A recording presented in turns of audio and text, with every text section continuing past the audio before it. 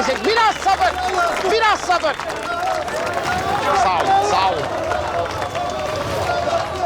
Taner hocam vallahi ne büyük cesaret şu herifin karşısına çıkmak yani. Vallahi bravo ya. Vallahi birinin o manyağa haddini bildirmesi gerekiyordu. Taner Bey gelir misiniz? Konuşmamız gerekiyor. Arkadaşlar bir röportaj istedi Metin Müdürüm. Sonrasında konuşalım isterseniz. Ben rica etmedim. Gelin konuşalım dedim. Buyurun. Tamam. Onlar beklesinler o zaman. Sizinkinin aciliyeti varsa demek.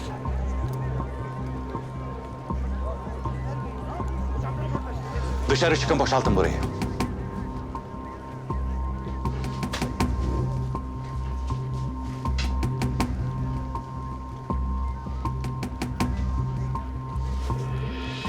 Hayırdır Metin Müdürüm, bir sıkıntı mı var? Siz hangi cesaretle içeri girersiniz? Hangi cesaretle? Ben gerçekler ortaya çıksın diye. Gerçekleri ortaya çıkarmak bizim işimiz. Nasıl elinize geçti o video sizin? Vallahi oradan buradan efendim yani. Akif beni suçlayınca arkadaşlar destek olmak için göndermişler. Ha, siz o kadını tanımıyorsunuz yani. Vallahi tanımıyorum müdürüm. Yani Rüya'nın annesiymiş. Ben de videoda öğrendim. Enteresan ya. Çok enteresan. Emniyet teşkilatının eline geçmeyen video... tam Akif size suçlarken sizin elinize geçiyor. Enteresan ya. Pardon, ben anlayamadım siz. Tam olarak neyi ima ediyorsunuz müdürüm?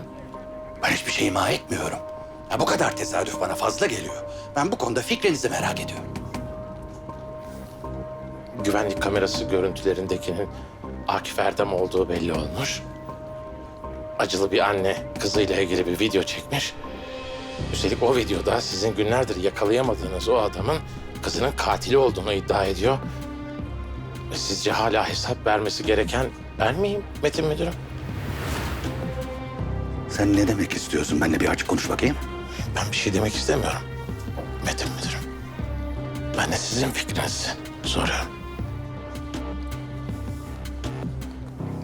Yeter bu kadar. Çıkabilirsiniz Taner Bey.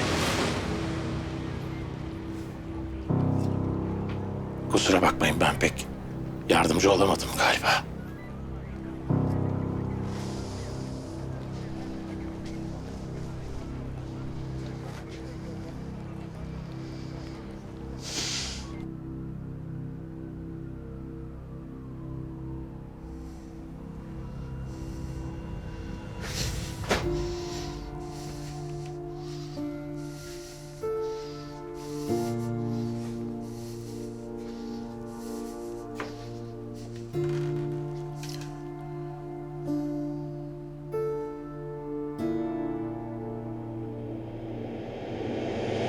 Niye geldim biliyor musun?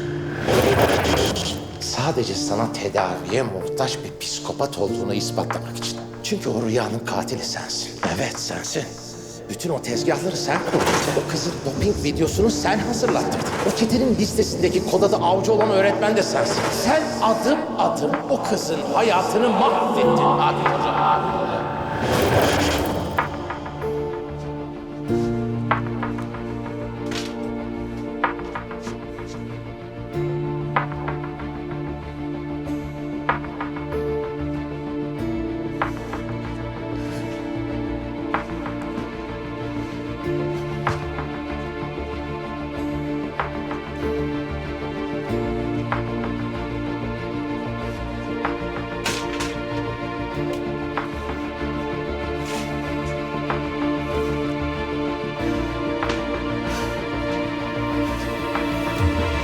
Hocam.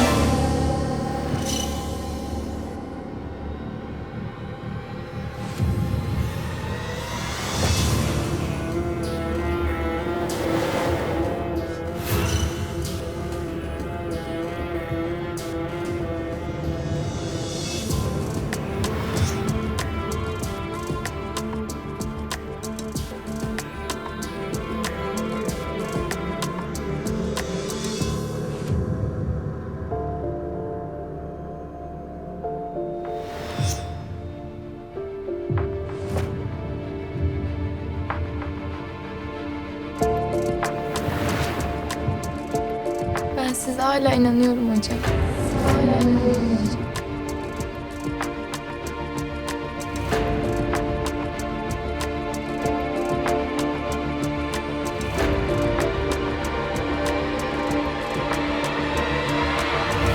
Hepiniz canlı yayını izlediniz. Yani şimdi ben demiştim demek istemiyorum ama her şey ortada yani. Abi bu senin dediğinden de fazlası. Sen zaten katil Taner Hoca olamaz dedin.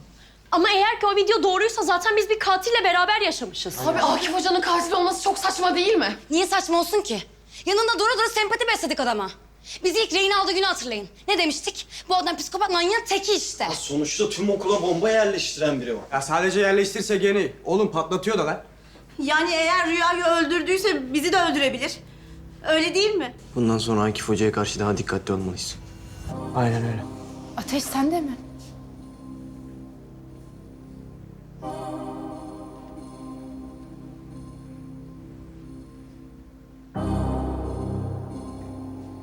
Ben gerçekten size inanamıyorum ya. Akif Hoca'yı nasıl bu kadar kolay harcayabiliyorsunuz? Kolay mı? Ne kolayı ya? Hepimiz videoda olanları gördük Gizem. Sen başka bir şey mi izledin? Rüyanın da videosunu izlemiştik Tuğrul. Hepimiz gerçekten Rüyanın doping kullandığını zannetmiştik ama öyle değilmiş işte. Gizem bak ikisi aynı şey, ikisi birbirinden çok farklı. Nesi farklı ya? Ya biz sorduk mu Akif Hoca'ya? Hocam gerçekten siz mi yaptınız? Yani onun bir şeyler açıklamasına izin verdik mi arkadaşlar? Yine gördüğünüz şeye inanıyorsunuz. Farkında mısınız? Gizem bu konuda haklı arkadaşlar. En azından Akif Hoca'ya bir şans verelim. Tamam doğru. Verelim. Savunsun kendini. Anlatsın bakalım işin aslı neymiş, tamam? Ben de katılıyorum ya valla. Çağıralım Akif Hoca'yı savunsun kendini ha? Ama nerede yok. Çünkü kendisi bize hesap sormaya gelince burada. Ama biz ona hesap sormaya gelince nedense razı oluyor kendisi. Arkadaşlar saçmalamayın ya. Belki de şu an içeride Akif Hoca bizi patlatmayı falan düşünüyor. Ya patlatacak olsa bugüne kadar patlatmaz mıydı kardeşim? Ya Fiko abi bak yanlış kafadasın. Böyle bir şey yok. Bu zamana kadar bu adam afişe olmamıştı. Yani biz bu adamı bu zamana kadar iyi bir insan olarak biliyorduk. Ama şimdi her şey değişti. Yani kusura bakmayın ama ben bundan sonra bütün psikopatlıkları beklerim ondan. Akif Hoca mı psikopat? Ya adam günlerdir biz daha iyi insanlar olalım diye didiniyor. Ya Akif Hoca bizim hatalarımızı görmemizi sağladı. Ya kendimizle olan hesaplaşmamızı sağladı ya. Bu mu psikopatlık? Ne bilelim? Belki de iyi gözükmek için rol yapıyor Gizem. Belki de amacı bizi değil kendini kandırmaktı Gizem. Yani katil olmadığını kendine ispatlamak istedi. Bu kadar basit. Ben Akif Hoca'nın katil olduğuna inanmıyorum. Akif Hoca katil olamaz. Ya bütün sınıf inanıyor, bir tek sen inanmıyorsun Gizem. Aşık mısın, nesin sen bu adama ya?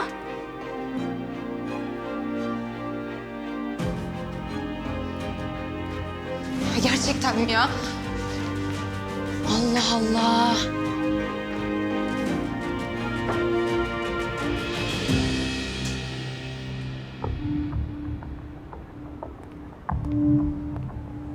Ben de seni arayacaktım. Takip ediyor musun olanları? Evet ediyorum. Çok kötü oldu. Akif'i arıyorum açmıyor. Kim bilir ne haldedir. Durum berbat, berbat. Biz bütün yapıyı, her şey bugün bitecek diye kurduk. Ben burada daha ne kadar dayanabileceğimi bilmiyorum. Benim üzerimde çok büyük bir baskı var. Tahmin ediyorum. Akif'le iletişime geçebilsek onun bir fikri vardır kesin. O da beklemiyordu ki böyle bir hamle. Hepimiz ters köşe olduk.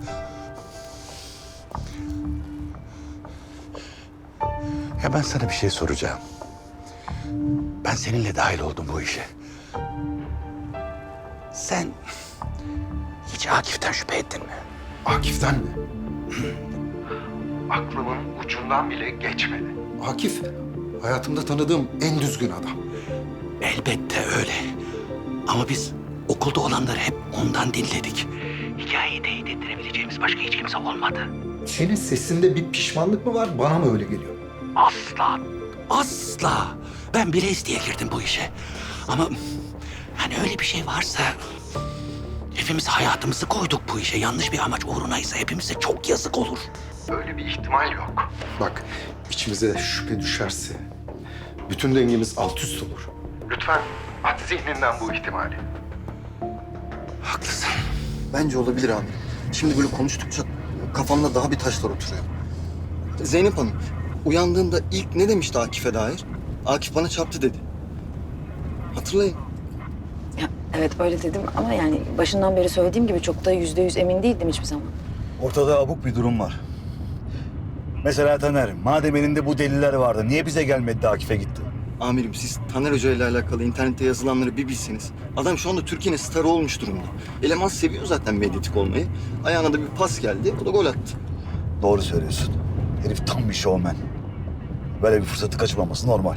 Ya peki siz süreci başından beri takip eden insanlar olarak ne diyorsunuz? Akif sizce ne yapacak? Bundan sonraki adımı ne olur? Ortada iki seçenek var. Ya pes edecek ya da kendi dahil etrafındaki herkesi mahvedecek.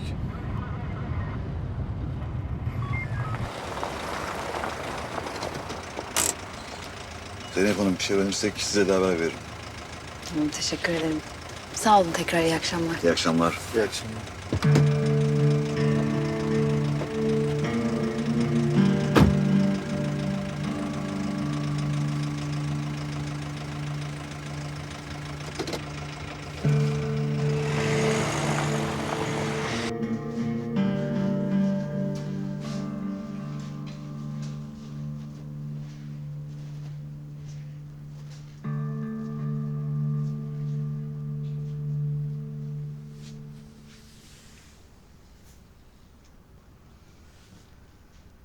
Daha iyi misin?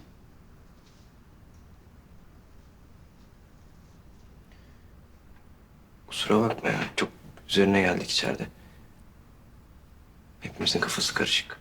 Benim kafam karışık falan değil Ateş. Ben Akif Hoca'nın masum olduğunu biliyorum. Ne demek biliyorum Gizem yani? Nasıl bu kadar emin olabiliyorsun anlamıyorum.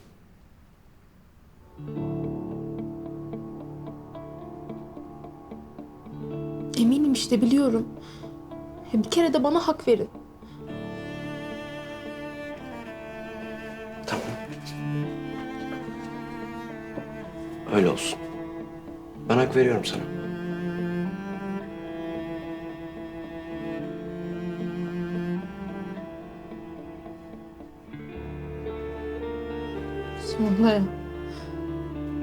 Sonunda bana hak veren biri.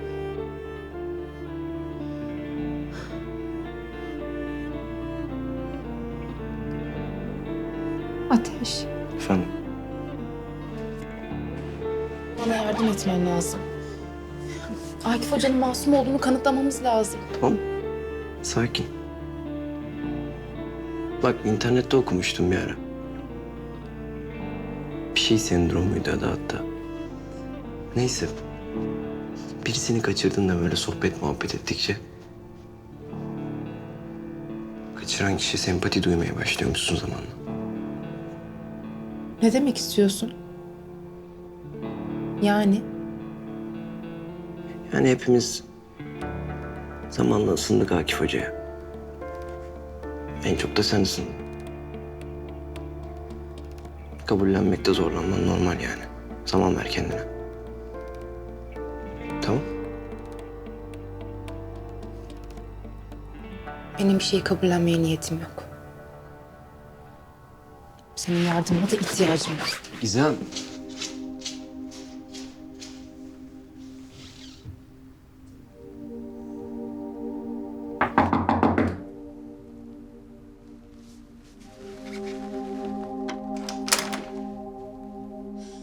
Hocam gelip sınıftakilerle konuşmanız lazım. Herkesin kafası karıştı. Saçma sapan şeyler söylüyorlar. Gizem. Sınıfına git. Hocam her şeyi açıklamazsanız her şey daha da kötü olacak. Gelip savunun kendinizi lütfen. Hocam lütfen çıkın oradan. Taner Hoca'nın iddialarını çürütün. Lütfen hocam savunun kendinizi artık.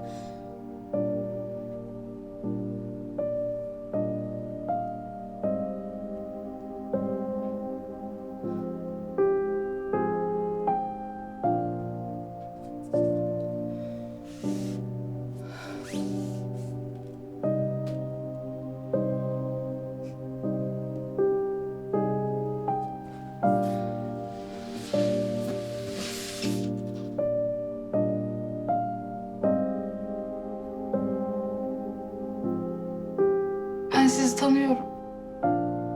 Siz kötü biri değilsiniz ki. Yapmayın bunu kendinize lütfen. Açıklayın masum olduğunuzu. Bitsin şu iş lütfen hocam. Çıkın oradan lütfen.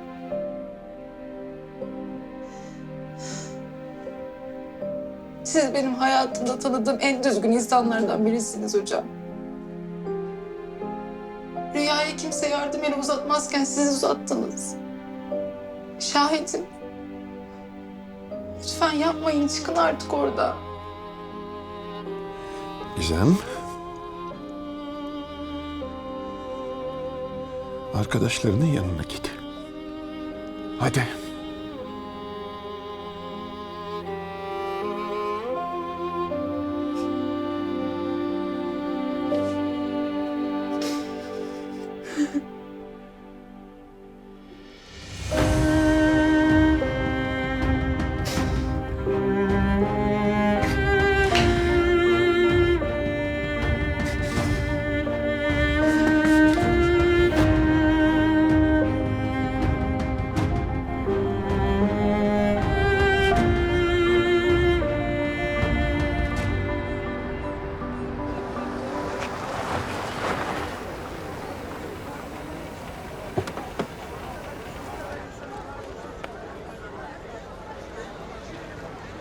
Burada işler haddinden fazla karıştı.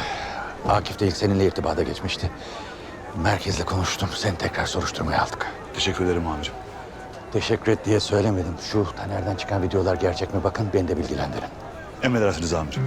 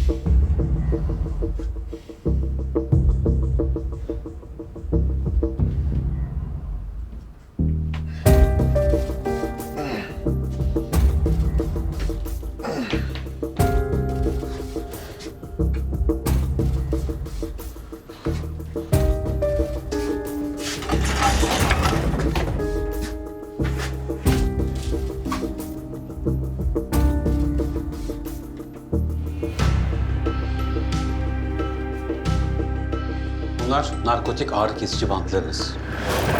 Bu bantları sırt bölgesine her seferinde 3'er tane yapıştıracaksınız. Aşağı yukarı yarım saat içinde etki edecektir. Bunlar da ağrı kesici haplarınız. Asıl işi bantlar görüyor. Ağrılar arttığı zaman hapları takviye olarak kullanacaksınız. Tamam? Az önce söylediğiniz şeylere istinaden, yani yanlış anladıysam sizi düzeltin. Bu ilaçları kullanmaya devam ettiğim sürece ağrılarıma iyi gelecek. Fakat psikolojim üzerinde kötü bir takım etkileri olacak. Kesin olacak demiyorum ama olabilir. Sonuçta çok güçlü ağrı kesiciler bunlar. Yan etkileri de aynı oranda güçlü tabii ki. Yani kafa karışıklığı, gerçekleri algılamakta zorluk gibi yan etkiler evet olabilir.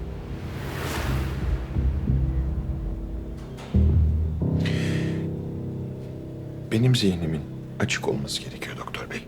Ne olursa olsun. Eğer bu söylediğiniz gibi bir şey olacak olursa ben bu ilaçları kullanmayı bırakırım. Akif Bey, açıkçası hiç tavsiye etmem. Bu ağrı kesiciler dayanmanızın çok güç olduğu acıları dindirecek. Eğer bırakacak olursanız yaşayacağınız ataklar şiddetli, korkunç şiddetli olabilir. Burada sıradan değil, dayanmanın neredeyse imkansız olduğu acılardan bahsediyorum.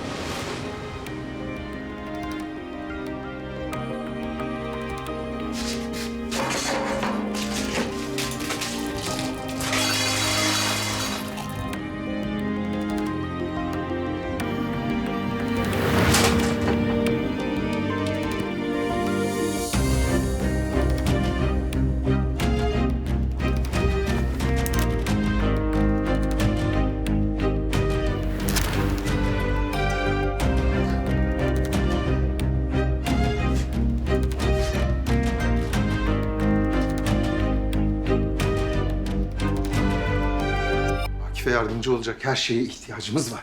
Senin aklın alıyor mu ya? Akif, kızına böyle bir kötülük yapar mı? Evdesin değil mi? Tamam. Adresi biliyorum. Görüşürüz, tamam. Tamam.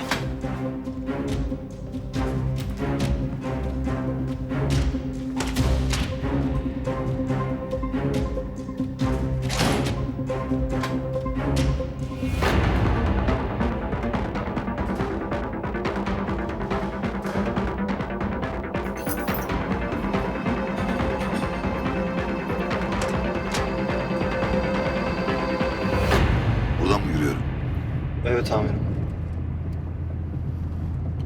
Başka kayıtlı adres yoktu değil mi? Doğru adrese gidiyoruz. Baktım amirim. 12 tane Fatma Duru var ama içlerinde Rüya adında kızı olan ve boşanmış Fatma Duru sadece bu. Adresi de burası işte. İnşallah öyledir.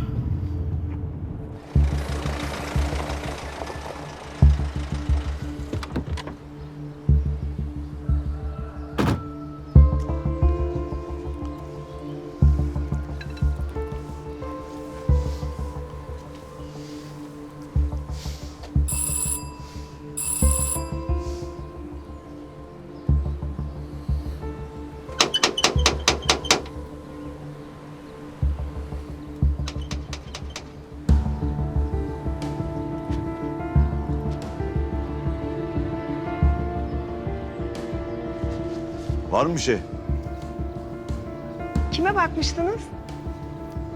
Fatma Duru'yu arıyoruz biz. Tanıyor musunuz? He, şu intihar eden kızın annesi. Vallahi onu tanımayan kaldım memur bey. Evde yok herhalde. Nerede olduğunu biliyor musun? Memur beyciğim dün gece geç saatlerde elinde bavulla bir arabaya binerken gördüm. Nasıl araba yani? Kim vardı içinde? Tanıyor musun? Çok karanlıktı. Göremedim vallahi. Ama kadıncağızın uçan kuşa borcu vardı. Kaçtı kesin. Bir şey öğrenirsen buradan bize ulaşıyorsun. Anlaştık mı? Tamam. Hadi iyi günler. Size de. Allah kahretsin. Nerede bulacağız şimdi bu kadını? Adına kayıtlı telefon yok, iş adresi yok, hiçbir şey yok amirim. Ne yapacağız ben de bilmiyorum. Burası çıkmaz sokak Mahir. Madem buradan ilerleyemiyoruz, şu intihar gününe ait güvenlik kamerası görüntülerine bak bakayım hangi dükkanınmış. Başüstüne amirim.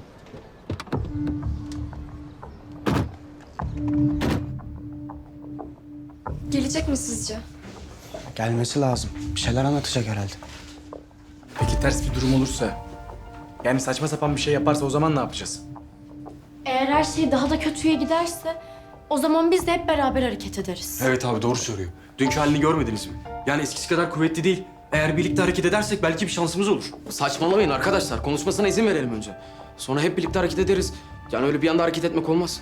Bakın öyle bir vaktimiz yok. Her yer bomba dolu. Ya gelip hep birlikte öleceğiz deyip basarsa düğmeye. Aynen öyle. Bir düğmeye basmalık canı var hepimizin. Ama ya gerçekten bizi ikna edecek bir şeyler söyleyecekse? Akif Hoca'ya böyle yapmak da ne bileyim.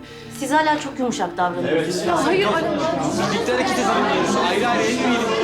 Beraber hareket edelim diyoruz. Beraber hareket edersek eskisi kadar şey değil yani. Akif Hoca geliyor.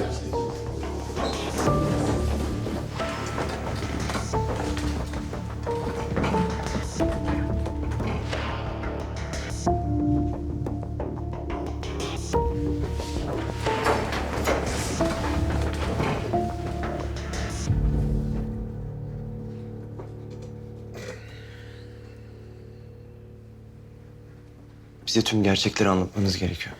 Mantıklı bir açıklamanız vardır hocam. Anlatın bize. Cevap verin hocam. Lütfen.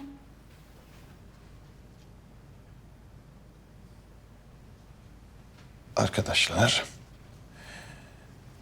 şu an için size net bir cevap vermem mümkün değil. Çünkü hastalığımdan dolayı kullandığım ilaçların bazı yan etkileri var. Bunlardan bir tanesi de zihnimin allak bullak olması. O yüzden şu an için size net bir cevap vermem pek doğru olmaz. Sizin de kafanız karışık yani. İlaçları kullanmayı bu sabah itibariyle kestim. Normale dönmek ve size gerçekte ne olduğunu anlatabilmek için sizden bir süre izin istiyorum. Ne kadar bir süre hocam?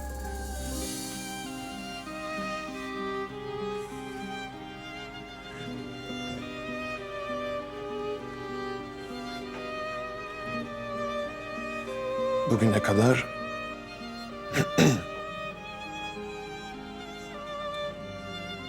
hep ben size sınav yaptım.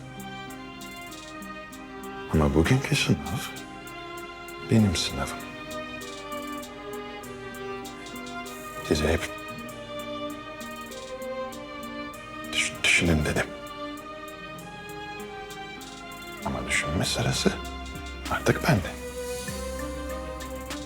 Akşam 8'e kadar size bir cevapla döneceğim. Aradığınız cevap tam olarak ne hocam? Gerçek. Akşam 8'e kadar gerçeği bulamazsınız, ne olacak hocam?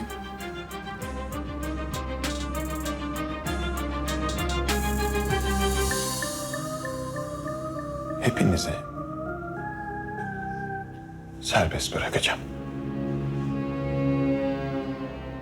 Ve polise teslim olacağım.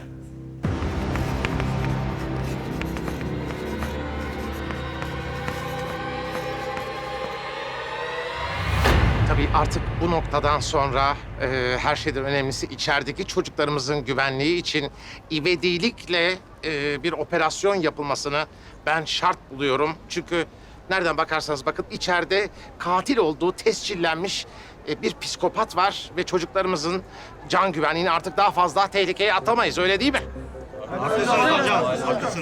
Dünkü canlı yayında Akif'i teslim olmaya ikna edecek gibi duruyordunuz Taner Hocam. Evet, tam ikna kabiliyetimle onu köşeye sıkıştırmıştım ki güvenlik güçlerimiz müdahale etti. Akif Erdem de o arada kaçtı. Fakat milletimiz şunu unutmasın ki Akif Erdem ölü ya da diri, er ya da geç ele geçirilecektir. Bunu unutmasınlar. Ben onun ipliğini nasıl pazara çıkardıysam onu o okuldan çıkarmasını da çok iyi bilirim. Tek talebimiz var. Operasyon, operasyon, operasyon. Başka da bir şey demiyorum. Sabır. Taner hocam ağzınıza sağlık. Gerçekten çok iyi bir konuşmaydı. Bravo. Vallahi hocam basından arkadaşlar işte bilgilendirme istediler. Biz de naçizane elimizden geleni. Taner Bey. Buyurun müdürüm. Artık ne yapacağımıza da mı siz karar vereceksiniz? Sümme haşa huzurdan müdürüm biz asla haddimizi aşmayız.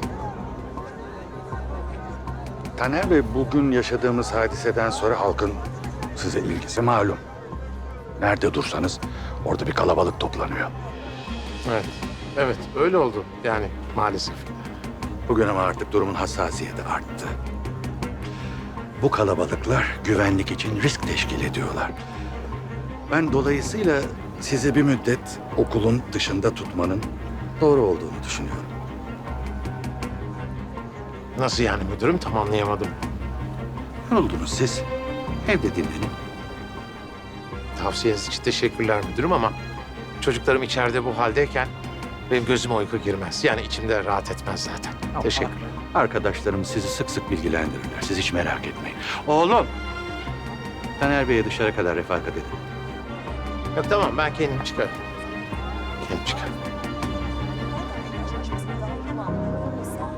Kendisinin yeni pazara çıkaracaktım. Fakat operasyon gerçekleştirildi. O sırada Akif Erdem kendini kurtarmak üzereydi.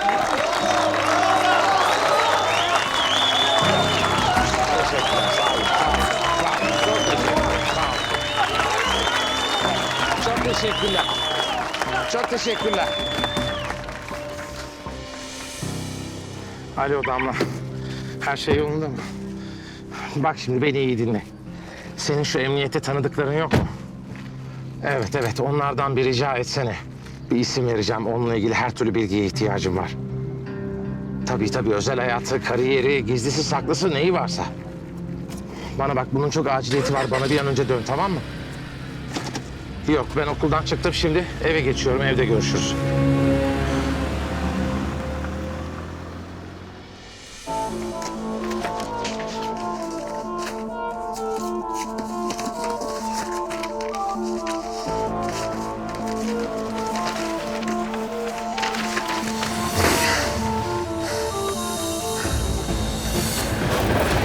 Peki ilaçları kullanmayı bıraktığın takdirde etkisinin kaybolması aşağı yukarı ne kadar bir zaman alır?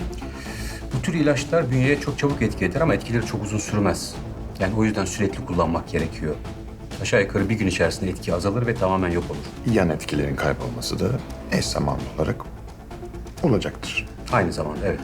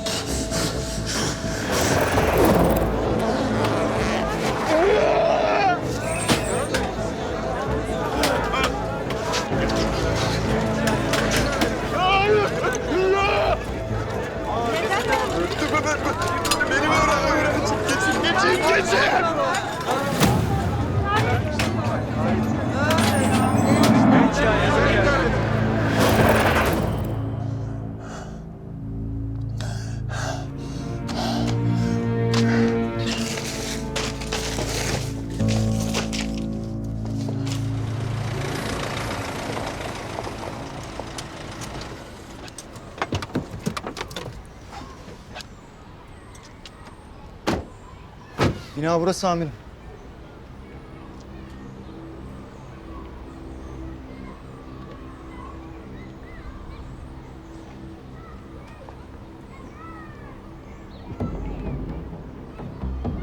Hayır. Bu kamera galiba.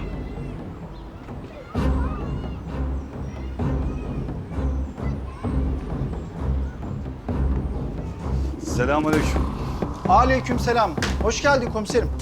Hoş bulduk. Bu internete düşen videolar senin dükkanın kamerası mı? Evet komiserim. O görüntülerin olduğu hard diskler lazım bize. Nerede onlar? Ben onları dün gelen memur arkadaşlara zaten vermiştim abi. Kim almış olabilir? Siber suçlar olabilir mi abi? Neyse sağ ol kardeşim. Eyvallah. Mahir bir kontrol et bakalım kim almış. Kayıtları izleyince bizimle de paylaşsınlar. Baş üstüne abi.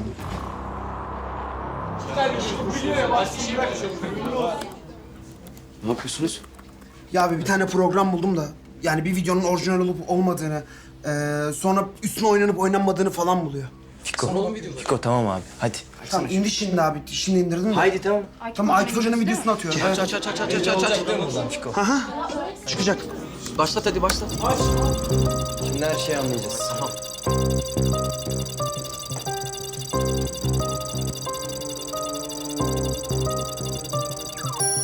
İşte kanıt.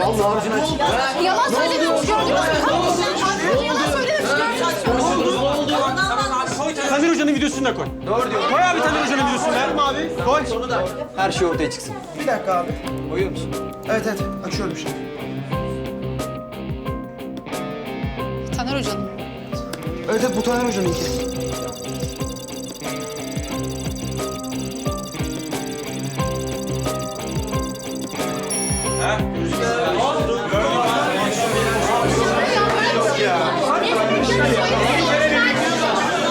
Abi şimdi şöyle bir şey var ama yani profesyonel montaj diye bir şey de var. Benim bu programım, dandik program internetten görüyorsunuz. Nasıl? Konuşacaksınız valla. Rüyanın annesinin söyledikleri de yalan, Taner Hoca'nın gösterdiği video da yalan. Nasıl?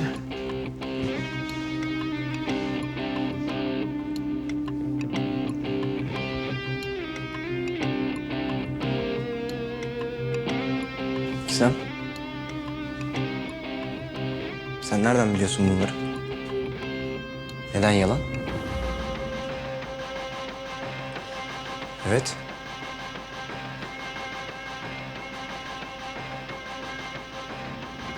Çünkü... Yani Rüya'nın bunları annesine söylemesi imkansız. Ne alaka ya? Niye imkansız olsun? Ya ben de anlamadım. Ne alaka? Kızın annesi sonuçta. Rüya babası ve kardeşiyle yaşıyordu. Annesi onları yıllar önce terk etmiş. Ne arayıp ne sormuş ondan sonra. Yani Rüya bütün bunları bana kendisi anlattı. Gizem sen şimdi annesi yalan mı söylüyor diyorsun? Niye öyle bir şey yapsın ki? Bilmiyorum. Ya Gizem Allah aşkına böyle bir şey mümkün olabilir mi ya? Annesi diyoruz. Ayrıca kadın gayet inanılır konuşuyor.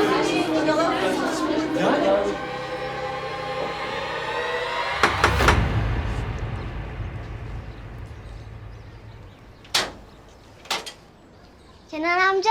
Ali. Güzel oğlum benim.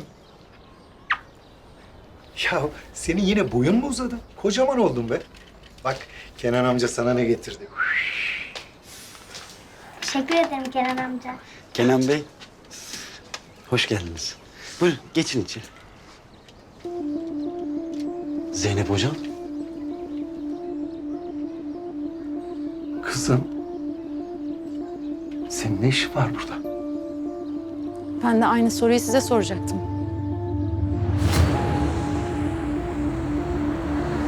Tamam kardeşim sağ olasın. Haber edersin. Ne diyor? Amirim videoyu alan birimi kontrol edeceklermiş. Sonra da bize haber vereceklermiş. Şimdi ne yapalım?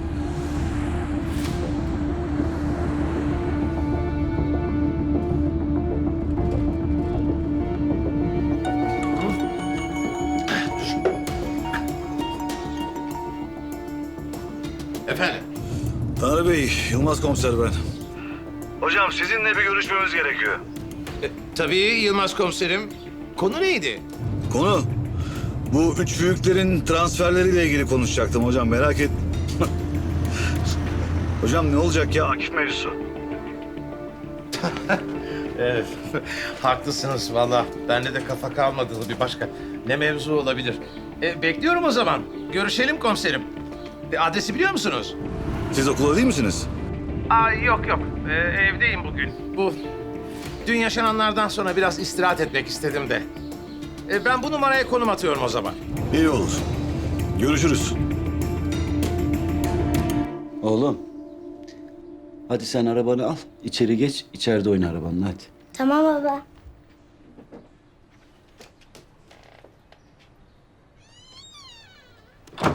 Vallahi Zeynep hocam, dünyada ne kadar adam varsa toplansalar, biz gördük, o yaptı desinler, yine de söylenenlere inanmam ben.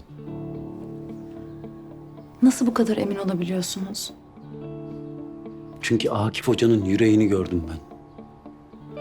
O bana umut verdi. Düşmüşken kaldırdı beni.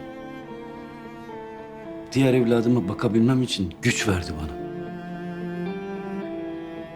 Vallahi bu işin sonu nereye varır bilmem. Ama ben ondan razıyım. Allah da ondan razı olsun. Peki o zaman her şeyin müsebbibi Taner Hoca mı diyorsunuz, öyle mi diyorsunuz? Ben orasını bilemem. Onu Akif Hoca bilir. Anlıyorum, anlıyorum Ziya Bey. Belki de haklısınızdır da. Ama sizin Akif'le ilgili kurduğunuz şu cümlelerin aynısını belki de bir sürü insan Taner Hoca ile ilgili kuruyor. Yani demem o ki bazen iyilik yapmak iyi insan olmak anlamına gelmiyor hayatta.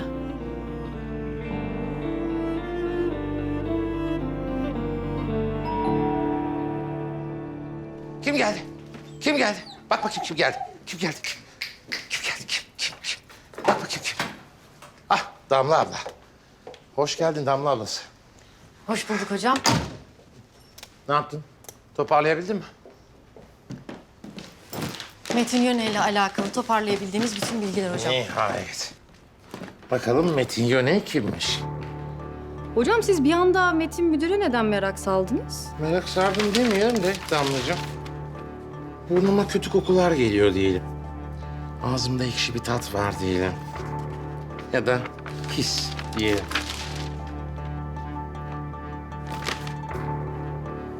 Ya kadını tehdit etmiş olabilirler, her şey olabilir. Ya zorla çekmiş olamazlar mı? Bunlar sadece ihtimal. Yani görüşmediklerini kanıtlamaz ki bu durum. Arkadaşlar, ben de biliyorum görüşmediklerini. Gizem haklı. Rüya ile aram kötü olmadan önce kendi bahsetmişti bana. Darlama ya. Of tamam anneciğim anlaşıldı diyorum. Rüyalardayım diyorum. Ya gecikmem tamam merak etme. Anne kapatıyorum hadi. Bay bay. Cık, gerçekten olamaz böyle bir şey ya. Ya kendisi anne değil bildiğin hapishane müdürü. Boş ver en azından var. Benim bir anlık boşluğuma geldi kusura bakma. Siz görüşmüyordunuz değil mi? Bir kere bile aramadı. İnsan meraktan arar. Çocuklarıyız sonuçta.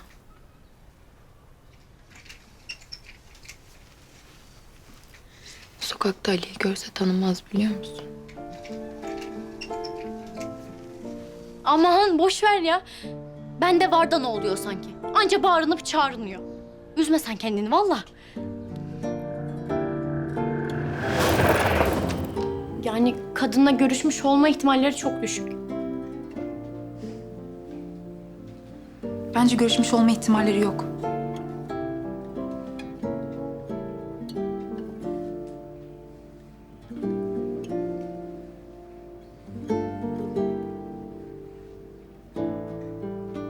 Aslında bir kez görüştüler.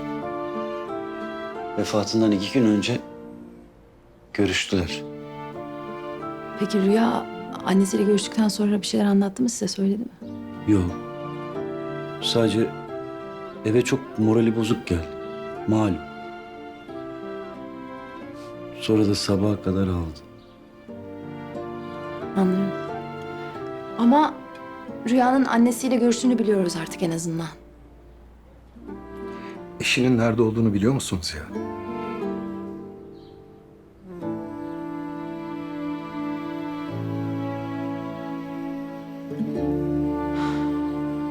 ...1961 doğumlu. Her yerde görev yapmış. Hepsi de başarılı görevler. Sicil tertemiz. Buradan bir şey çıkmaz. Özel hayatı. Bir kere evlenip boşanmış. Enteresan. Sonra tekrar evlenmemiş. Tek evliliğinden de bir çocuğu var. Velayeti annesinde. Sonrasında...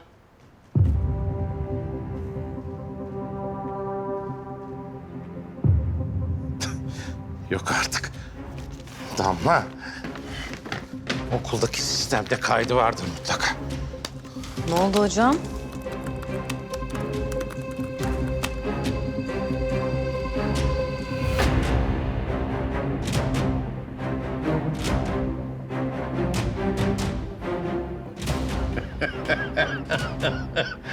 Damla öyle bir şey bulduk ki bu kadarını ben bile beklemiyordum.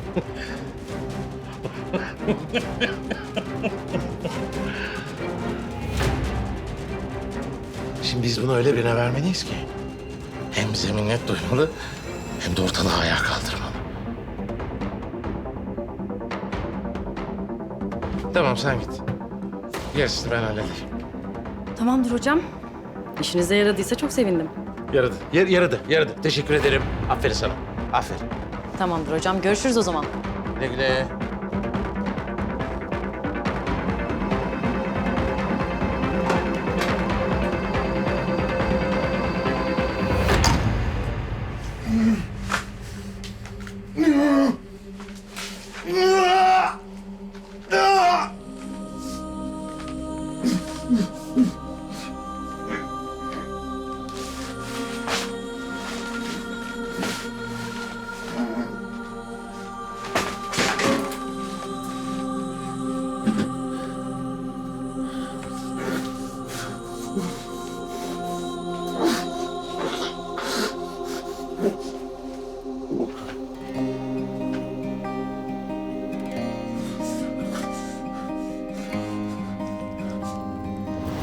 Ne zaman böyle ateş görsem içimden hep böyle üstüne atlamak geliyor. Ya da keşişler gibi üstüne basarak yürümek.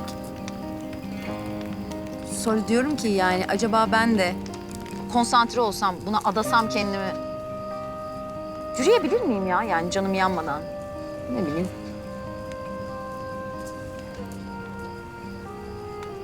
Yani bir fizik hocası olarak cevap vermem gerekirse pek tavsiye etmem. Çünkü çok canına boş ver. Peki sen diyelim ki çok sevdiğin biri alevlerin içinde kaldı. Böyle yangın çıktı. Onu kurtarmak için alevlerin içine girer misin? Atar mısın kendini yani? Alevlerin üstünde yürür müsün? Bir kere o kişinin kim olduğuna bağlı ama o kişi ise eğer ateşlerin üstünden yürümek falan değil, bayağı ateşlerin üstünden sürünebilirim bile gerekirse. Çünkü 3-5 parça köz. Bence o sırada hiçbir şey hissetmem. Ya çok pis romantiksin.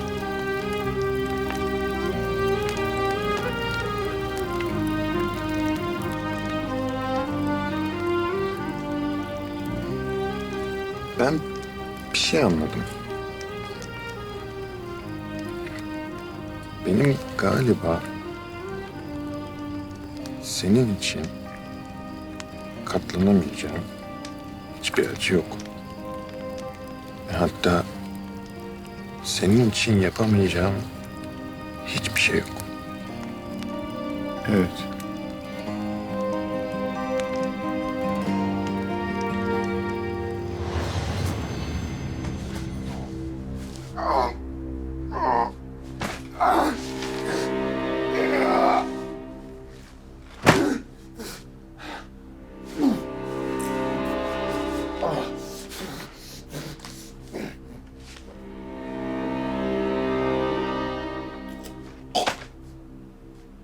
Gizem kusura bakma ama bu anlattıklarınızın hiçbiri beni ikna etmeye yetmiyor. Yani Akif Hoca bile kendinden emin değilken siz nasıl bu kadar emin olabiliyorsunuz ya? Abi adamın halini gördünüz. O bile ne yapacağını bilmiyor ki. Serbest bırakacağım sizi diyor ya. Gizem bence sen kraldan çok kralcılık yapıyorsun. Yeter artık. Sakin. Ne oluyor? Bir sakinden görmüyor musun? Kız sabahtan beri boş boş konuşuyor. Sana ne oğlum? İstediği gibi konuşursam ne karışıyorsun? Siz Taner Hoca'nın dediklerine fazla inanıyorsunuz. Bas abi şöyle bas. Ne oluyor lan? Bas hadi bas. Hareketler yapmayın. Ateş bak lütfen abi. Lütfen. Geç.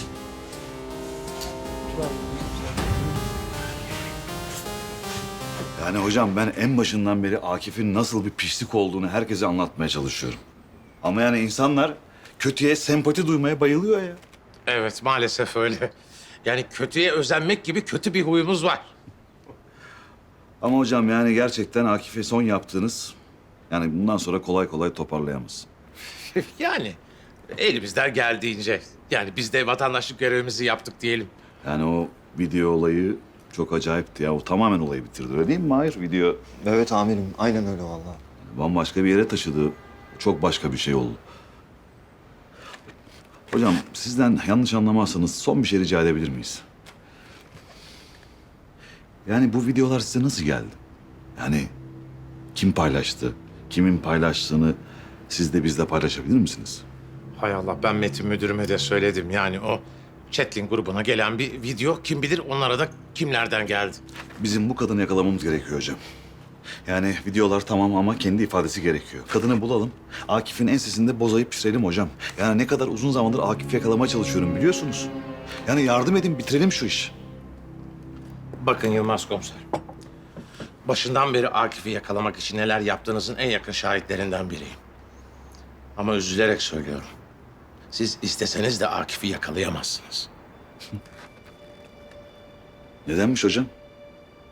Çünkü Akif'in dışarıda koruyucu melekleri var.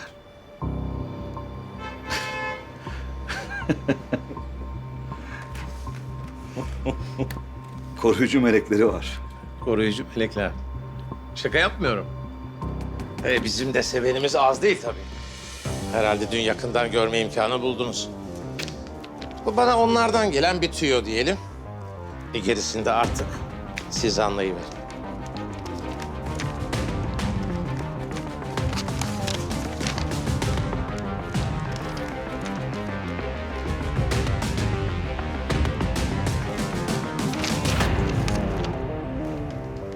Bakın bakın. Sonraki sayfaya da bakın.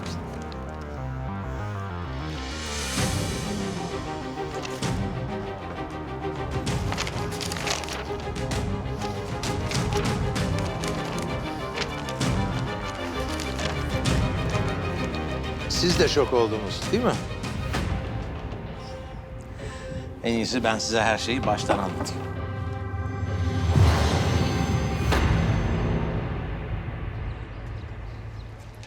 Tekrar görüşmek üzere Ziya Bey. Güle güle hocam. Ne zaman isterseniz yine beklerim. Sağ ol. Eşinden bir haber alırsan hemen haber ver Ziya. Tabii ki Kenan Bey, veririm. Allah'a ısmarladık. Eve mi gidelim kızım? Yine yalan söyledin bana. Akif'le yakın olduğunu neden söylemiyorsun? Ben nasıl güveneceğim sana? Haklısın. Akif'ten nefret ediyordum. Akif'in tarafındayım diye benden de nefret edebilirsin zannettim. Haksız da sayılmazsın.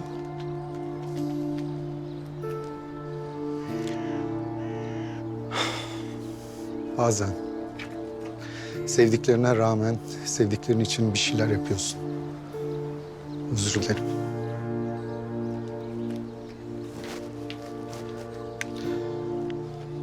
Sadece şunu söyleyebilirim sana. Her şeyi hatırladığında bana hak vereceksin.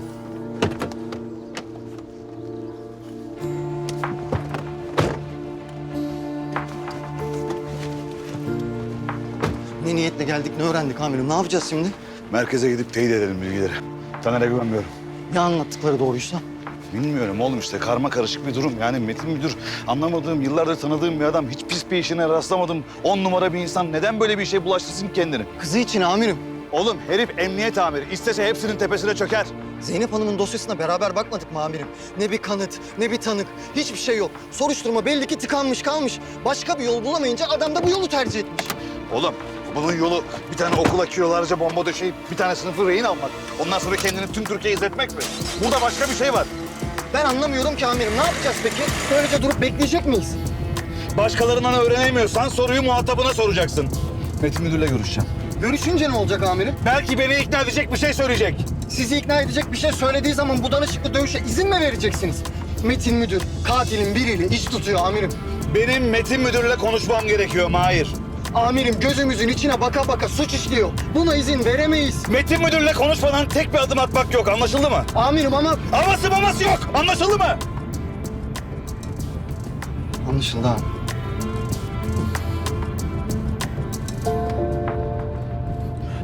Metin müdürüm, biz bir şeyler bulduk galiba. Evet müdürüm. Yani ama sizinle özel konuşmamız gerekiyor. Çok önemli müdürüm. Ben önemli olmasa ısrar etmezdim. Tamam, tamam. Görüşmek üzere.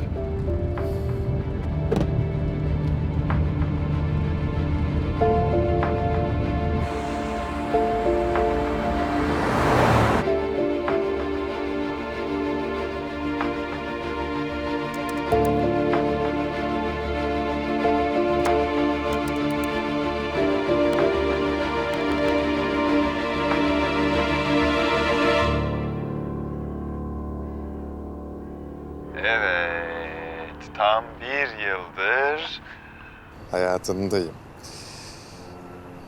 Duygularını alabilir miyim? Duygularım... Ya şimdi öyle apansız sahne fobisi gibi oldu. Tamam. Duygularım... Seninle geçirdiğim bir sene... Ömrüm boyunca yaşayacağım mutluluğa denk gibiydi. Evet. Şimdi de sizin duygularınızı alalım Akif Bey. Buyurun balonu. Duygularını açıklayan balonu alıyor. Buyurun, duygularınızı alalım.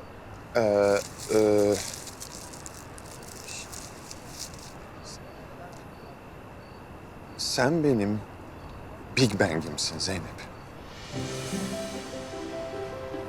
Yani şöyle ki, senden önce ben sonsuz bir hiçliğin ortasında tek bir noktaya sıkıştırılmış sonsuz yoğunluğa sahip bir durumdaydım.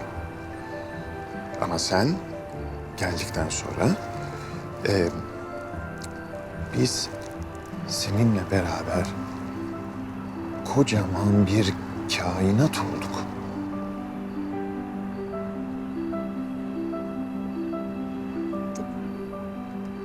Duygularını fizik teorileriyle mi anlatacaksın? Böyle mi?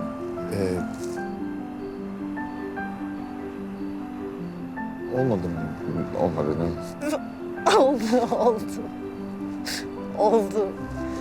Çok seviyorum seni. Ben de çok.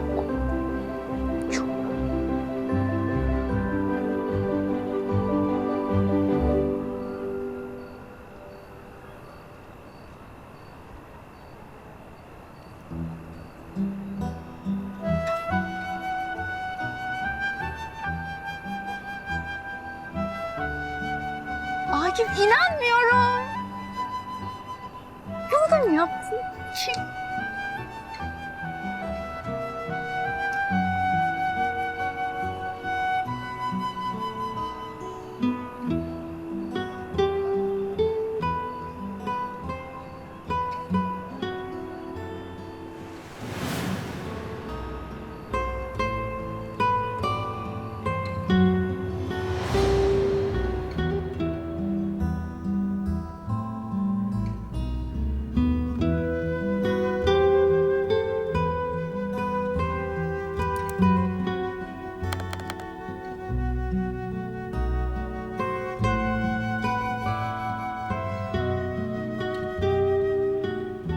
Saniye.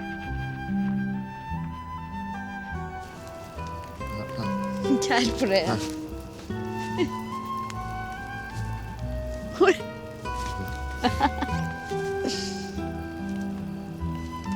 Ay hareket ettik. Flu oldu mu acaba?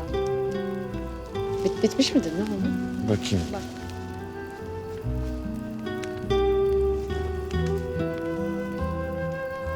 Nasıl çıkmışız? Bu video çekmiş. Videoda mı kalmış?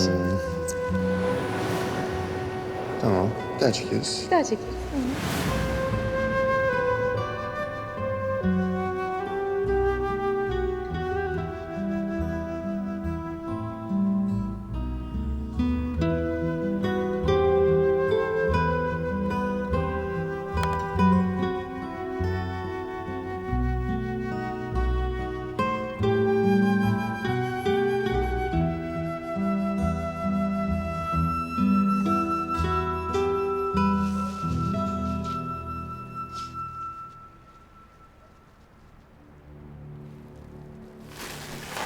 Zeynep?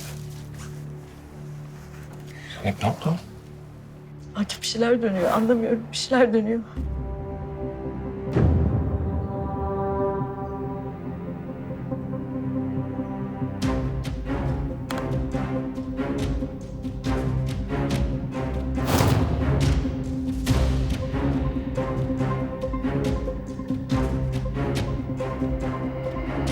Dehşet içindeyim Akif. Aklım almıyor.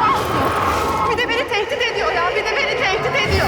Çıktım şimdi okuldan karakola gidiyorum. Her şeyi bir anlatacağım. Ne olur beni yalnız bırakma. Sen de gel tamam mı? Ne olur.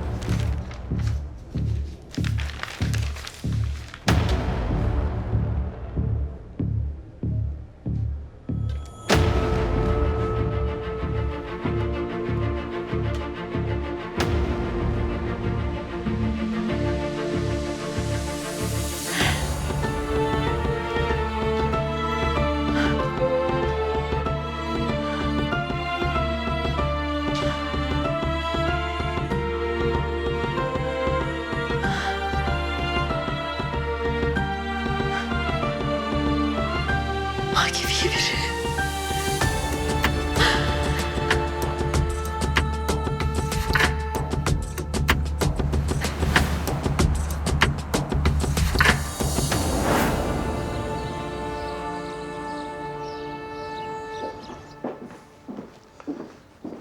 Hoş geldiniz. Fatma Hanım. Hoş geldiniz. Vallahi bize yardımcı olduğunuz için size ne kadar teşekkür etsek az değil mi Damla? Tabii hocam.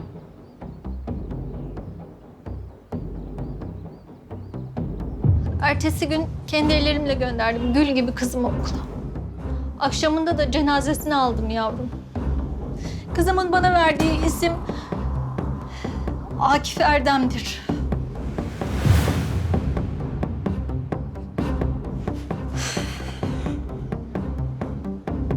İstediğiniz gibi oldu mu? Çok güzel oldu Fatma Hanım. Ağzınıza sağlık. Yalnız bir süre ortalıklarda görünmeseniz daha iyi olur. Sizi çiftlik evimizde misafir etmek isteriz.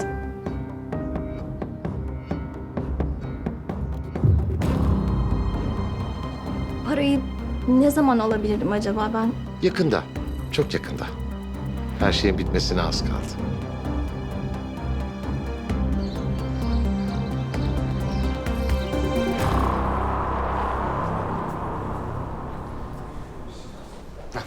Gel bakalım Yılmaz. Ne oldu Yılmaz? Nedir bu kadar önemli olan? Niye çağırdın beni buraya?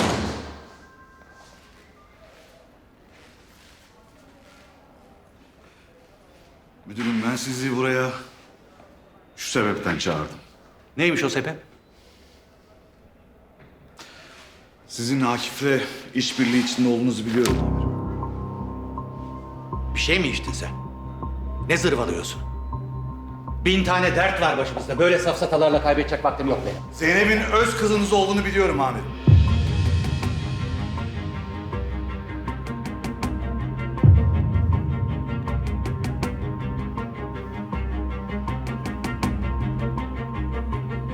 Zeynep'in benim kızım olduğunu nereden biliyorsun? Zeynep'in nüfusa kayıt örneği burada var amirim. Annesi Mehtap Hanım, eski karınızdı. İkinizin bir çocuğu oldu Zeynep. Sonra boşandınız. Kenan Bey'le evlendi. Zeynep de Kenan Bey'in soyadını taşımaya başladı. Neden kızınızın velayeti Kenan Bey'in üzerine geçti amirim? Neden Zeynep sizin soyadınızı taşımadı? Orası seni ilgilendirmez. Doğru amirim. Beni sonrası ilgilendirir.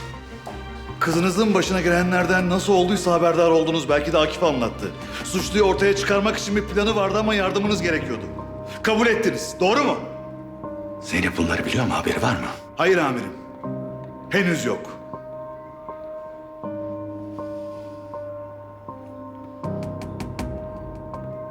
Evet dediğin gibi. Zeynep benim kızım. Ama bu Akif'le işbirliği yaptığımı ispatlamaz. Yapmayın amirim. Akif atacağımız her adımı önceden biliyordu çünkü sürekli irtibat halindeydiniz. Akif'i ne zaman yakalayacak olsam sürekli önüme bir engel çıkardınız. Belki senin beceriksizliğindir Yılmaz. Olabilir amirim. Ama benim düşündüğüm gibi de olabilir amirim.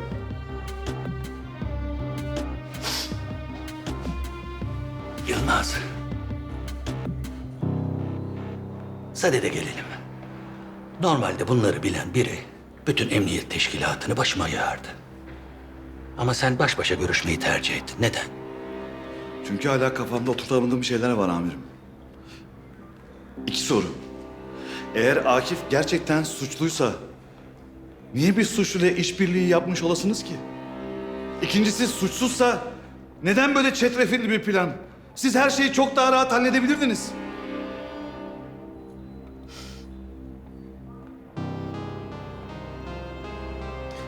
Belli ki artık bunların bir önemi yok. Olmaz olur mu amirim?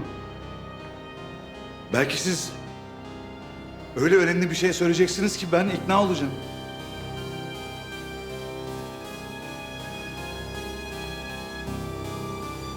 Yılmaz, aslında Metin müdür. Ekrem müdür, hayırdır devrem? İçişleri Bakanlığı'nın talimatıyla tüm görevlerinizden el çektirildiniz. Gerekçesini öğrenebilir miyim? Suça yardım ve yataklık şüphesi. Hakkınızda tahkikat başlatılacak. Şu anki resmi görevinizi de ben devralıyorum. Metin Bey'i ifade için alalım arkadaşlar.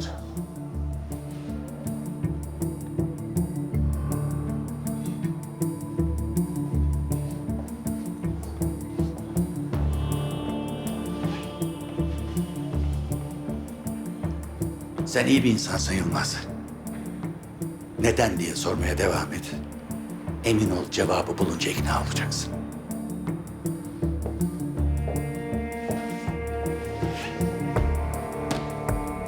Yılmaz komiser, ben birazdan okula geçeceğim. Sen de gelirsin.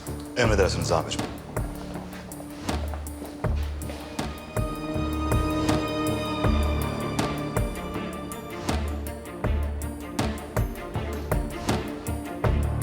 Mahir sen ne yaptın oğlum?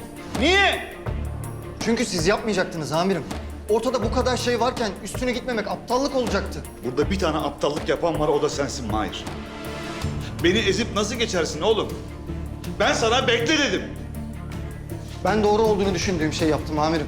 Bak Mahir, ben senin yardımcın değil, kardeşim olarak görüyordum.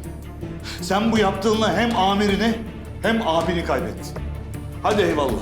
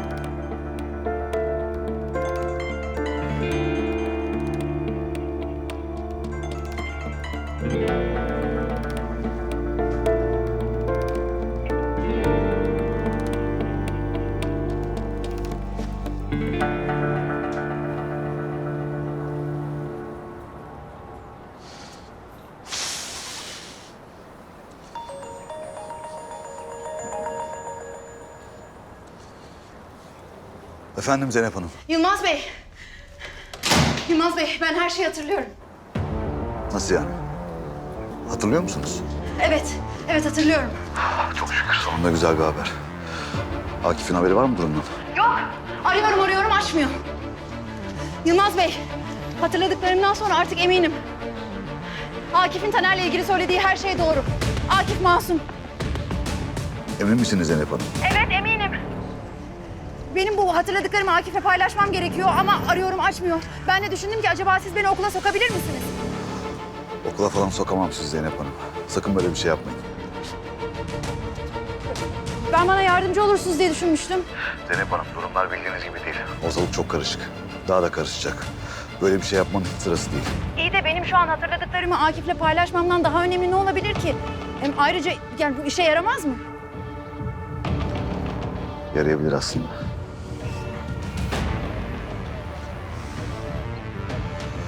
Zeynep Hanım, size yardım edeceğim ama tek bir şartla. Benimle okulun arka tarafında buluşun. Tamam sağ olun Yılmaz Bey. Benimle konuşmadan hareket etmek yok. Tamam.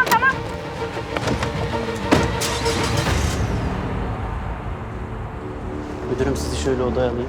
Araç birazdan hazır olacak, haber verecekler. Oğlum ağzım dilim kurudu. Çaydır sudur bir şey ikram etmiyor musunuz müdürünüze? Emredersiniz müdürüm.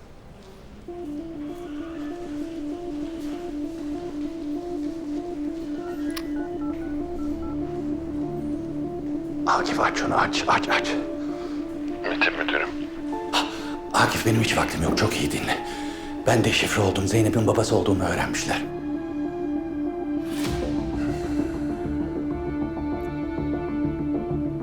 Nasıl öğrenmişler?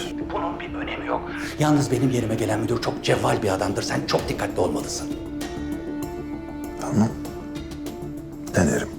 Akif, sakın kendini bırakma. Bütün bunları niçin yaptığımızı hatırla. Başarabilirsin. Seninle birlikte çalışmak benim için onurdu öğretmen.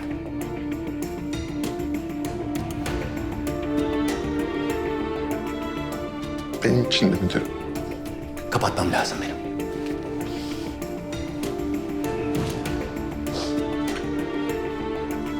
Buyurun. Allah razı olsun. Aferin.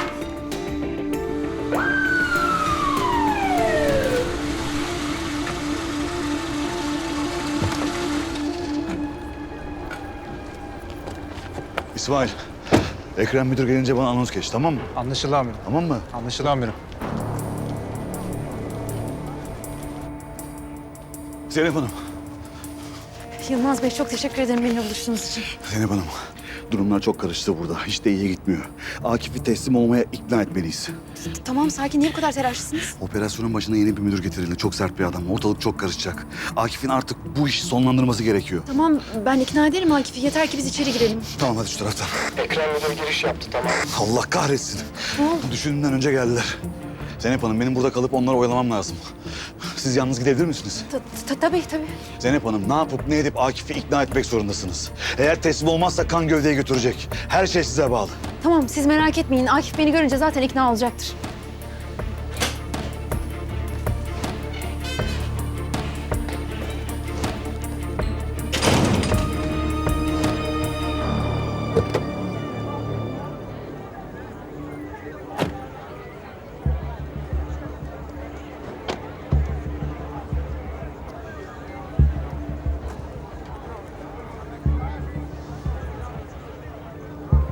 Okul müdürü değil mi? Evet efendim, Coşkun Eren ben. Memnun oldum. Ben de Emniyet Müdürü Ekrem Yavuz.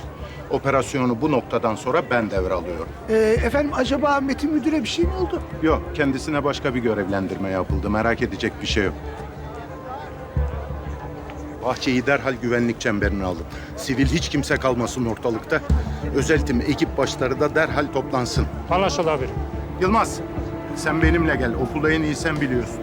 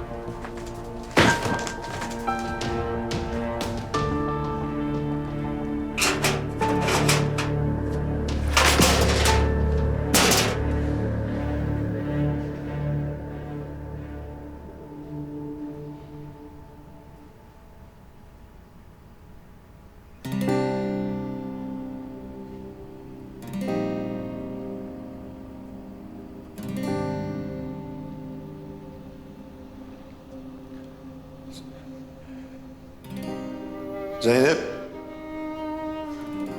Akif.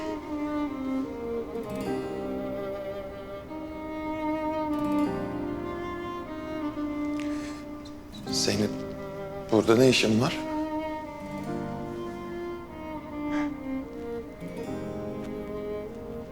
Sana geldim. Bu sefer gerçekten sana geldim.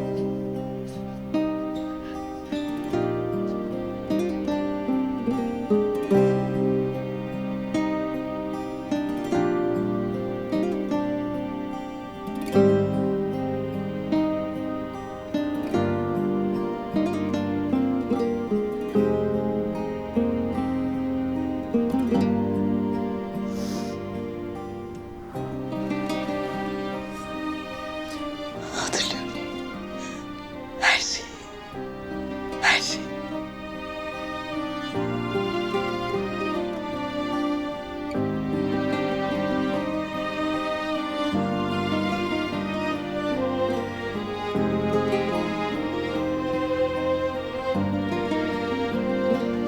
Müdürüm, bahçe de temiz. Siviller boşaltıldı. Arkadaşlar, artık bu saçmalığa son vermenin vakti geldi. Hiç zaman kaybetmeden gidip o çocukları oradan kurtaracağız. Akif'i de canlı ya da cansız ele geçireceğiz. Bu iş bugün bitecek. Derhal operasyonu başlatın. Müdürüm, Söyle Elmas. yani bence de operasyon yapmalıyız ama bu kadar aceleci olmamıza gerek yok. Akif, şimdiye kadar yaptığımız operasyonları sabote etmeye hep başardı. Eğer doğru hamle yapmazsak yine kazanır. Yalnız atladığım bir şey var Yılmaz Komiser. O operasyonların başında ben yoktum. Metin müdürüm vardı. Artık ben varım. Vakit kaybetmek yok. Derhal operasyon başlasın.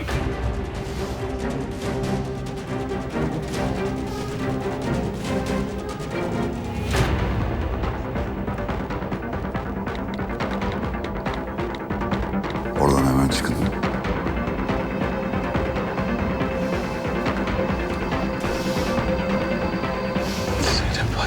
Senin Yılmaz komisere yolladığın listeden bulduk kızı.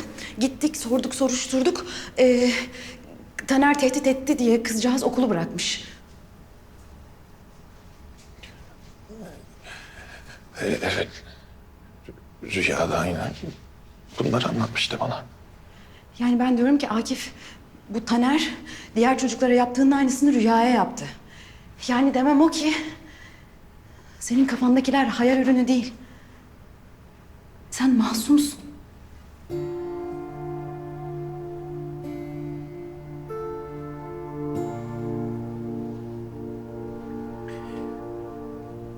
Teşekkür ederim. Teşekkür ederim. Teşekkür edecek bir şey yok ki. En azından bunu yapmış olayım senin için. Ne yaptım ki? Sen buraya geldin. Buraya. Bunları söylemek için hayatını tehlikeye attın. Daha ne yapabilirsin ki?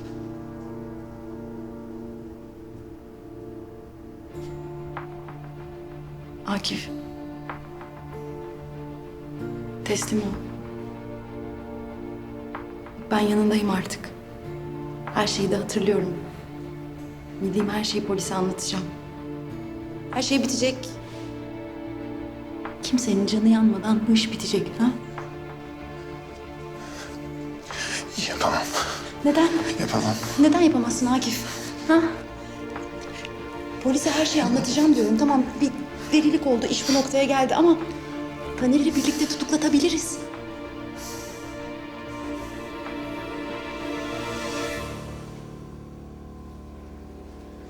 Bir saat kaldı Akif Hoca'nın. Oğlum bir işler dönüyor lan dışarıda.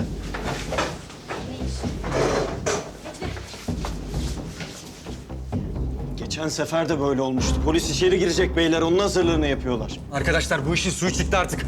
Ya bir çatışma çıkarsa dımdızlak ortada kalacağız. Akif Hoca başımıza bir şey gelmesine izin vermez. Ya Gizem, Akif Hoca'nın kendine faydası var mı sanki? Görmedin mi? Arkadaşlar bakın bizden başka kimsenin faydası yok. Bunu anlayın artık. Ya haksız mıyım? Tamam gidelim Akif Hoca ile konuşalım. Bize net bir cevap versin artık. Aynen abi. Kendisi söylemedi mi? Sizi ikna edemezsem serbest bırakacağım dedi. Hadi gidip konuşalım. Nereye gidelim?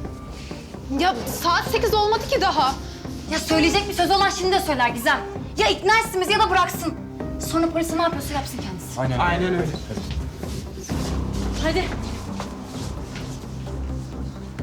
Biz de bir gidip baksak mı Akif Hoca'nın durumuna, ha?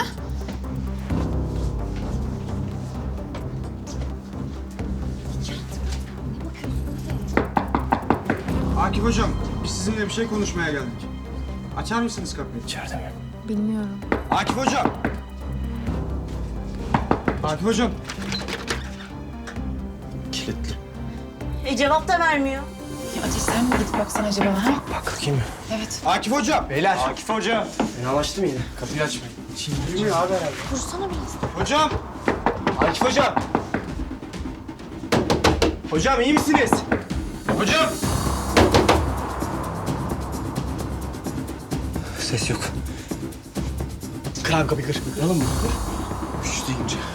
1, 2, 3.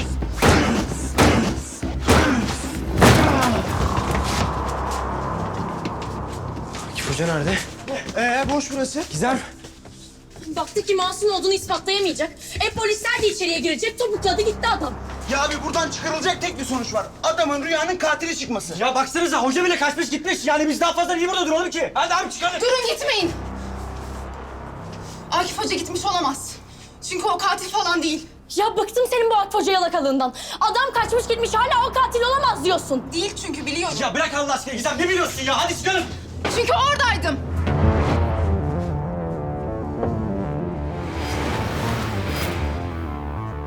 Nasıl oradaydı?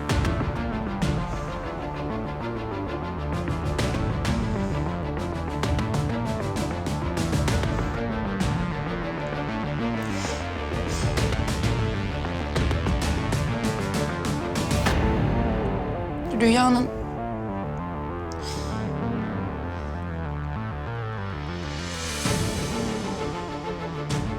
Rüya ölmeden önce...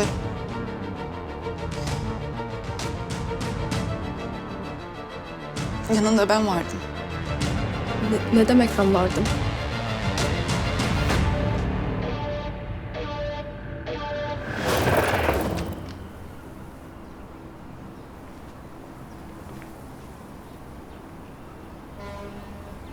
Rüya? Ne oldu?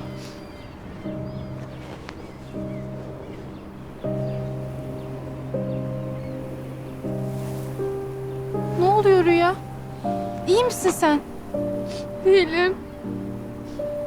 Bırakmıyor peşimi. Pes etmiyor. Kim?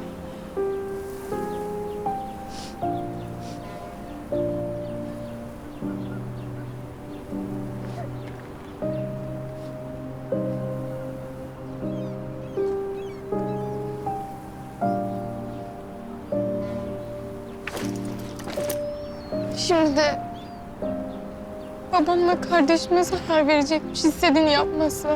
Kim tehdit ediyor seni? Neden? Ne oluyor Rüya? Ben hiçbir şey anlamıyorum. Taner Hoca. Taner Hoca mı? Ama neden? Yoruldum artık. Gücüm kalmadı. Onlara bir şey yaparsa kendimi asla affetmem. Pardon.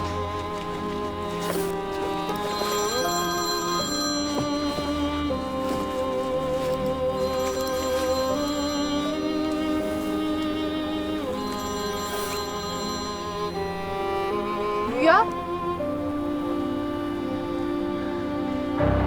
Rüya ne yapıyorsun?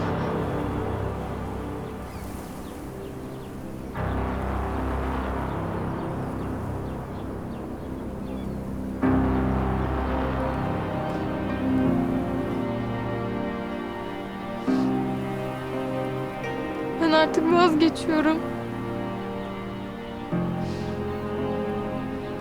Bitti. Başka çarem kalmadı.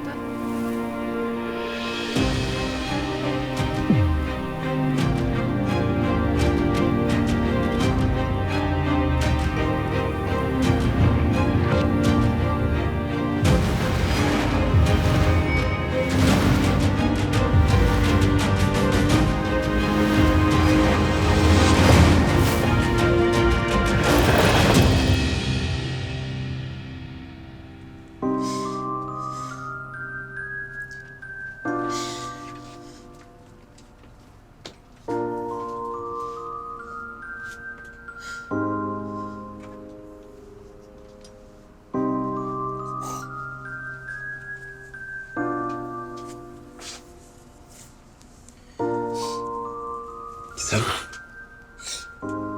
Gizem. Neden anlatmadın bunları şimdiye kadar? Çünkü engel olamadım. Gözümün önünde, elimin ucundaydı ama vazgeçiremedim. Gizem. Bu anlattıkların çok zor şeyler.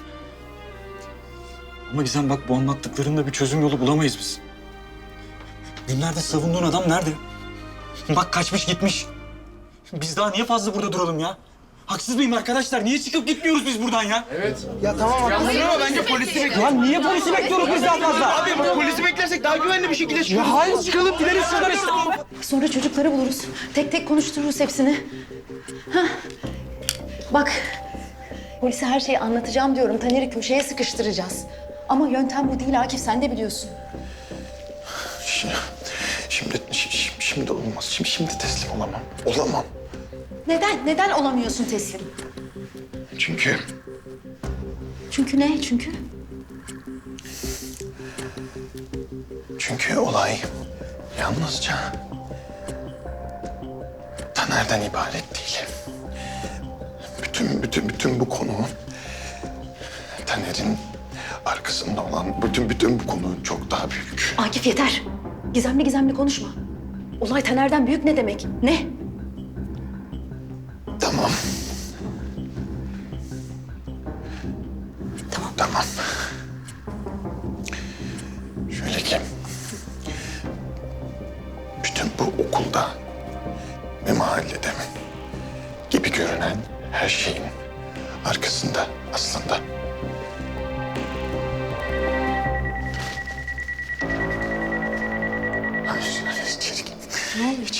İçeri giriyorlar. Öğrencilerin yanına gitmem lazım. Zeynep hemen buradan gitmen lazım. Hemen gitmen lazım hemen. Kalamazsın burada. Akif yeter. Gitmiyorum hiçbir yere. Ya buradan benimle çıkarsın, teslim olursun. Ya da ben de burada kalırım.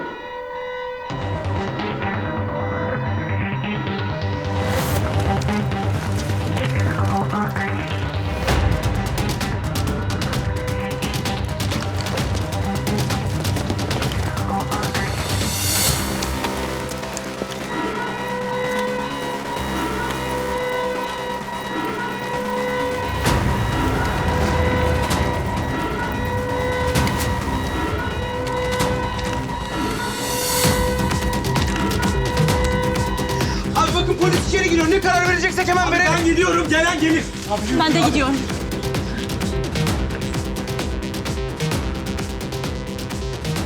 Hadi gidelim. Ben burada kalıyorum. Ne diyorsun sen? Ben Akif Hoca'ya güveniyorum. Akif Hoca bizi burada bırakamaz. Ben onu bekleyeceğim. Gizem hadi. Ateş. Hadi abi.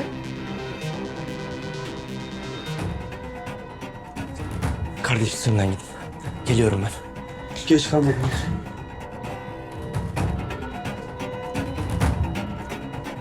Sen kalıyorsan ben de kalıyorum. Bekleyelim o zaman hocayı. Gizem. İnşallah haklısındır. Yoksa yaptığımız harbi büyük gerizlik.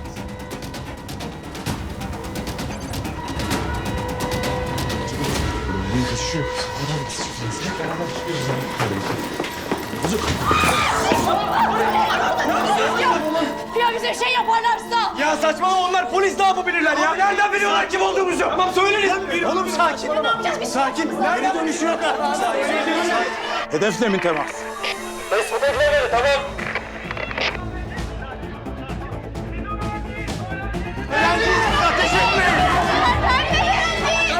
Karşılaştılar.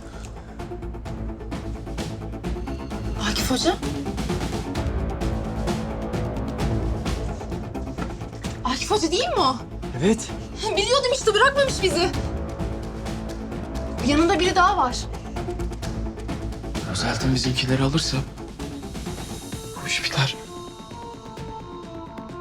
Akif Hoca yetişemeyecek. Bizim bir şey yapmamız lazım Gizem. Ya tamam da ne yapabiliriz ki? Ne yapabiliriz? Çeto. Yapabilir misin? Bak. Kimseye zarar vermeden. Yapabilir misin? Neyi yapabilirim? Hadi.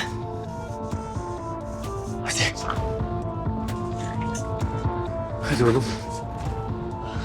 Başka çaremiz yok. Kaldır ellerini ayaklar size de. Ya bize şey yapın. Sakin geliyoruz, ateş etmeyin. Sakin olun. Ateş etmeyin. Tamam geliyoruz. Geliyoruz. Tamam bak öğrenciyiz biz öğrenciyiz. Sakin tamam. bize zaman. Hadi bas, bas. Ya ben yapamam. Lan. Yapamam Ateş. Ateş. Bu mu? Ha? Ateş. Ya Ateş. Bir dakika. Ateş.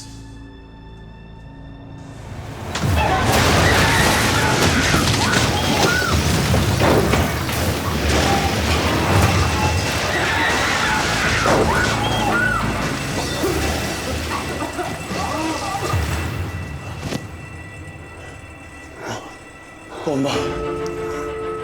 Ben yapmadım. Kal burada. Akif.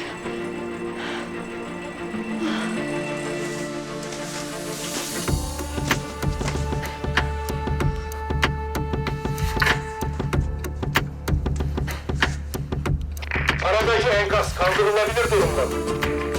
Biraz süre alır ama mümkün müdürüm. Kaldırın ve devam edin. Durmuyoruz. Destek yolluyorum. İçeri destek ekip yollayın hemen.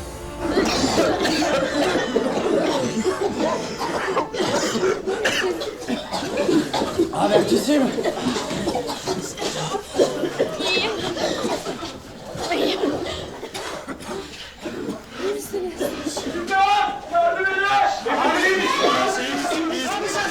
Abi sıkıştık kaldık burada. Ne yapacağız şimdi? Abi tamam başka çıkış buluruz o zaman. Aynen. Çatı tarafı zaten patlak. En mantıklı yer burasıydı.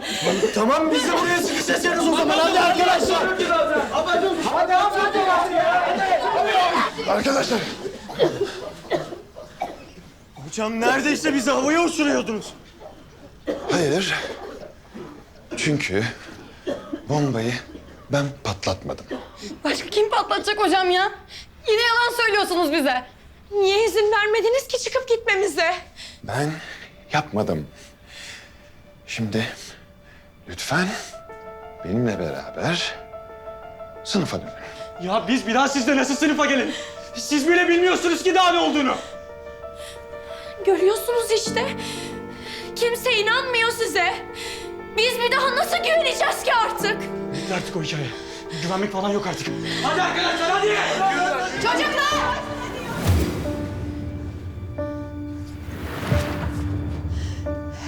Peki bana güvenebilir misiniz?